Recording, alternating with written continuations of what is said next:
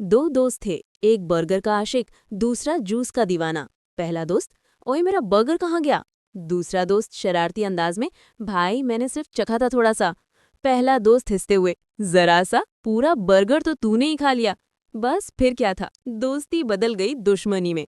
दोनों एक दूसरे पर जूस फेंकते हैं। पहला दोस्त, कल से तुमसे बात नहीं करनी। दूसरा दोस्त, ठीक है भाई, दुश्मनी पक्की।